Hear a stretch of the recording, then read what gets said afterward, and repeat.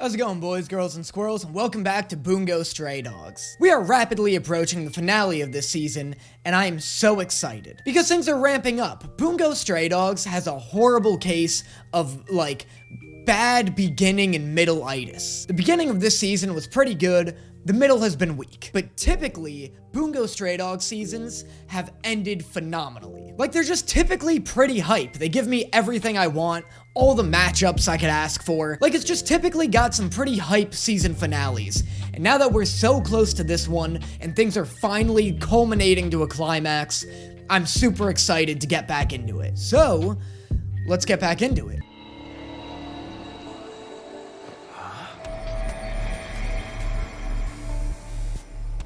Cool distraction, but it works a lot better if you don't throw it away the second they fall for it. You can create illusions, I see. Kenji broke through the hospital wall and took the president. Cool distraction, but it works a lot better if you don't immediately tell them where they went. In order to give your team enough time to escape, you sacrificed your life to deceive us.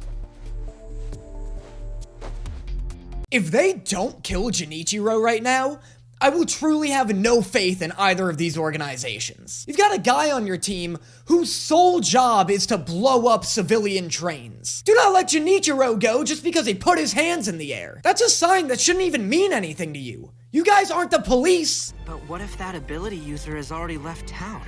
I can assure you they haven't.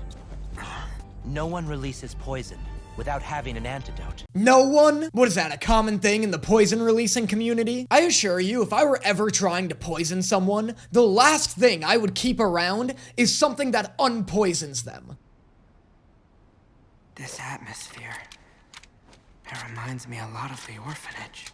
We have to hurry. Did Kunikita just build that gun? That was a lot of clicking sounds for him to just be loading it. Atsushi, wait!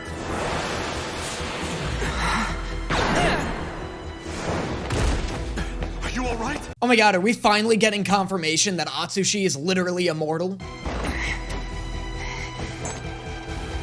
Oh, never mind, he is a confirmed badass, though.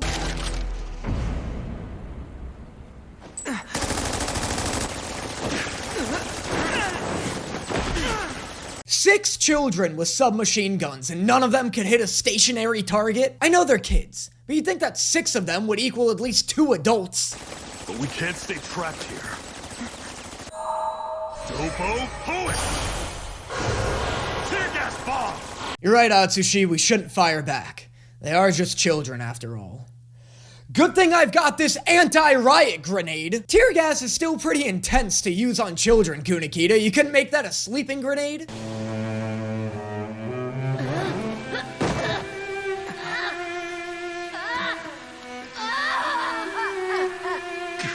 Great shot, Kunikita! Dude, fuck these kids. If 6 kids rolled up on me with SMGs and opened fire, the last thing I'm gonna be worried about are the ethical implications of firing back. Oh, what? It's sad because she's a kid? Kids are mean. Play 1 round of Fortnite with my niece, and you'll be immediately wishing Kunikita had better aim.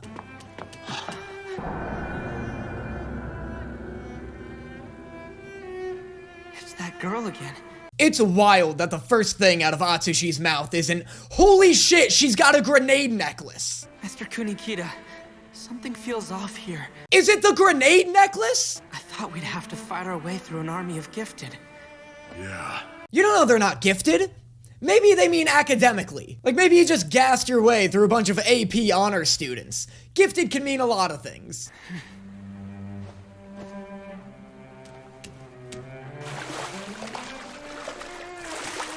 Kid, he's getting away. You're blowing it. What's your job here, grenade face? Because I'm pretty sure it's to stop them.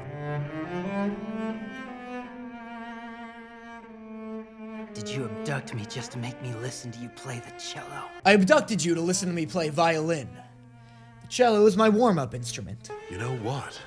I'm pretty good at doing magic tricks. Would you like me to show you one? Oh my god, wait for an answer before reaching into your blazer. This girl's wearing bombs for jewelry. Alright, this is not the time for sudden movements.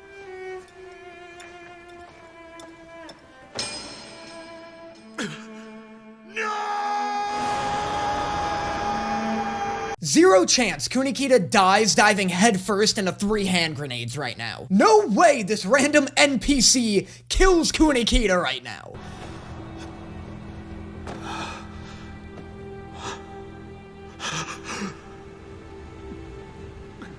What? How? Literally how? How did Kunikita get none of that explosion? What, did she suck up all the grenade juice herself? It's not him. It sure looks authentic, but is it really?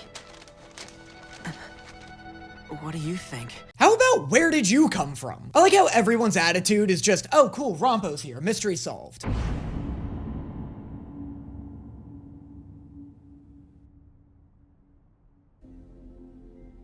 How are there 1,000 Port Mafia members? Do real gangs have this many people in them? I wouldn't even know where to begin if I wanted to join a gang. Like, where do I submit my application? Is there a website? Like, who am I emailing for inquiries to join the Brooklyn Mafia? You want me to spy on the agency? There's no way you're gonna get me to— You have a younger sister, do you not? Oh my god, Jesus Christ, his head's about to fucking explode! That threat was so shocking, his eyes didn't widen, they inflated. If you fail to comply with our demands, her fate will be— If you do anything to Naomi, I swear, I'll kill you all! You fuckers don't want to mess with me and my non-combative ability. I can't even count the amount of people I've put in a grave. Because I haven't. Ability! Double point! Tatami Katana! That's so cool. It makes no sense, but it is so cool that it doesn't matter. I love that Kunikita can somehow sense when something's happening with one of his pages. Like he's got some kind of like spiritual connection to his notebook. That's so sick.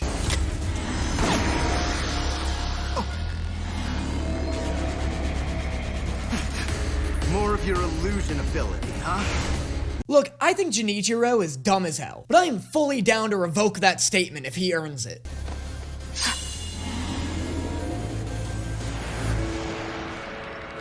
Oh my god, so slick. You get the bastard? Seems not. That was an illusion too.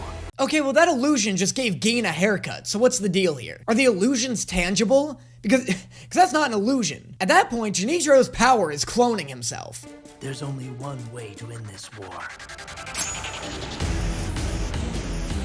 And that's to do this! Dog, if you're gonna be an assassin, you gotta learn to say that shit in your head. Every secret path and doorway, I still know them all. How resourceful of you.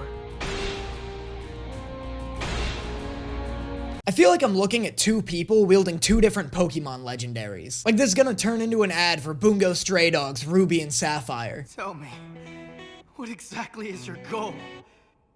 Just what the hell is it you're after? I told you, I'm trying to get better at the cello and your constant criticism is not helping! Brief episode transition. If you like what you're seeing here and you want to get more content not found anywhere else, make sure you consider subscribing to my Patreon, where you'll get access to exclusive reaction videos not found on YouTube, and access to recordings of all the live streams I've done in the past and will do in the future. On top of that, you help out the page a ton and ensure that I can keep putting out content as frequently as I do. If that sounds like something that interests you, the link to that will be in the description below. And now, on to the next one. It'll be impossible to uproot all of its meticulously prepared traps in time. Even for you, Rompo? That's precisely what I'm saying. I don't know why, but Rompo taking the initiative here is making me wildly uncomfortable. Rompo having this much screen time and caring this much about the mission is so out of character for him that it's making me unbelievably suspicious. You sure, Kyoka? Whether what we're doing is right or wrong, I have no idea. Oh my god, I completely forgot what your voice sounded like. That was Kenji's first line in maybe 2 full seasons. I forgot he was even a character. They got this dude's poor voice actor starving on the street waiting for his next call. Do you intend to try to find the gifted? No. If I attempt that, more innocent people will die. That girl was wearing explosive neckwear. Alright, you cannot blame yourself for what happened. It was like she was caught in a saw trap designed by Bugs Bunny. Whoever strapped the grenades onto her is definitely the one to blame. Kunikita, You are the strongest and most virtuous of us in the agency. Gas him up, baby. Gas him up like a tractor. Ow, that really stings. The poor Maki sure does pack a punch. Nice, you got the 8 guys in the entire show who can actually hit their target, firing at a man immune to bullets. I can't have you lowering our chances of success with your involvement. You're calling him Fancy Hat? I can't tell if that was intended as an insult or a compliment from Rampo. Like maybe Rampo respects Chuya as a fellow hat enthusiast. You want to feel what it's like to be crushed by gravity? Nothing's impossible for a great detective. Cut to Rampo's fucking corpse. Rampo can't even figure out how to get onto a subway on his own. If Chuya doesn't beat him, Chuya will have absolutely no respectability left within him. Where is he? What are you doing? I like how Kunikita has always had this, like, unspoken super strength. Like, they always talk about how Kenji's the strongest one at the detective agency, but Kunikita's, like, almost just as strong. But I can save the president, along with the rest of the city. I can't think of a better way to try and honor her memory. How about by learning her name? A better way to honor her memory would be to stop calling her that girl who exploded. Haven't fought someone with a spine in a long time. What are you talking about, Octagawa? What spineless people have you been fighting? Fitzgerald? Because he was kicking your ass until Atsushi showed up. Nathaniel Hawthorne? Because he fought you head on. Octagawa behaves like a salty League of Legends player. He just loses most of his fights and then he'll be like, God, this guy stays under tower the whole game. You suck, dude. You're bad.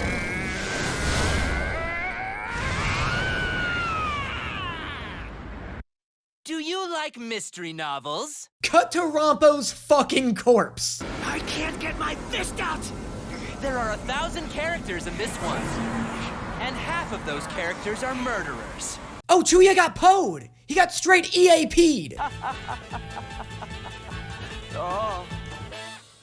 If Rampo really were to die in that world, though, what would I do with myself?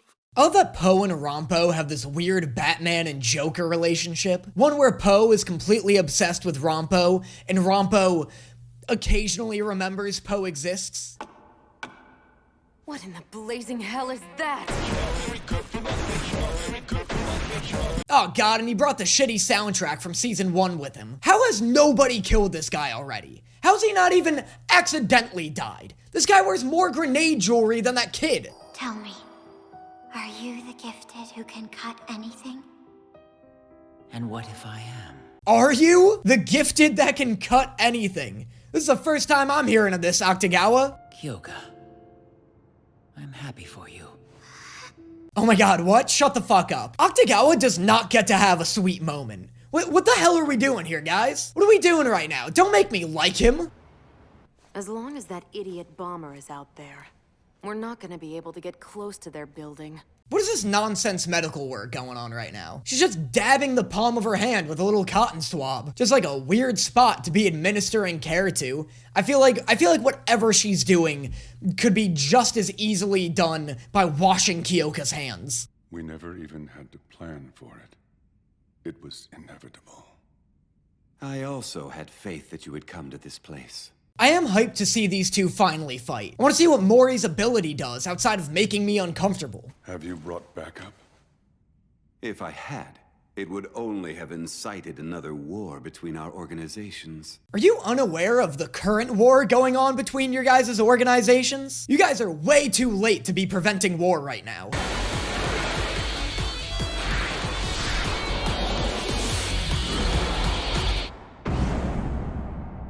Yeah, no, so far just making me uncomfortable again. Is his ability like a baby demon snow? Does it just fly him around?